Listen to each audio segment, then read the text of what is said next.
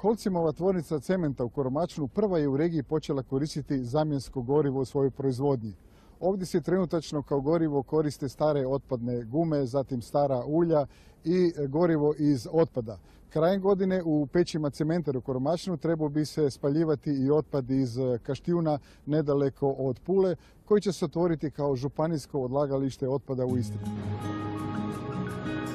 Dok u Švicarskoj i Slovačkoj zamjenska goriva sudjeluju od 90 do 100% u proizvodnji, u Koromačnu je to do 15% u ukupnim gorivima. No i to je sasvim dovoljno za zabrinutost istarskih laburista koji, upozoravajući na moguće štetne posljedice za građane, tvrde da je zbog nebrige na pomolu mogući ekološki genocid u Istri.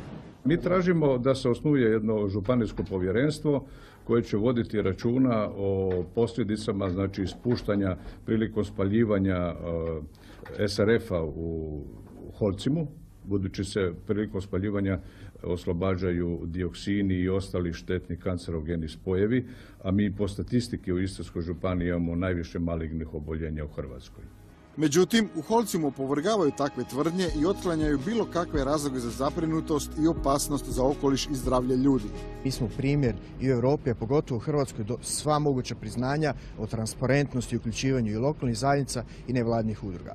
Svaki dan se kod nas može pratiti, mi smo otvoreni za sva povjerenstva, sve nevladne udruge su dobili sve odgovore od nas. U Holcimu ističu kako su uložili u najbolju tehnologiju i procese, ali i da su još daleko od konkretnog dogovora o uporabi zamjenskog goriva iz otpada s Kaštijuna. Da bismo dodatne količine zamjenskih goriva koristili o kojima vi govorite, nama je potrebna investicija od dodatnih 10 milijuna eura. Za to je naravno važno isplativost te investicije i zajednički interes lokalne zajednice i Holcima. Ukoliko takvog zajedničkog interesa nema i ukoliko nemamo opravdanost te investicije, mi nećemo investirati, zato što ključ našeg uspjeha nisu zamjenska goriva. Ključ našeg uspjeha je građevinarstvo i projekti u građevinarstvu. Zato je prije dogovora s Istarskom županijom kao vlasnikom Kaštijuna o troškovima zbrinjavanja briketnog otpada Holcim investirao u Centar za inovacije, izvozna tržišta i u nova rješenja, jer zbog krize u građevinarstvu tvrtka već 4. godinu zaredom posluje s gubitkom.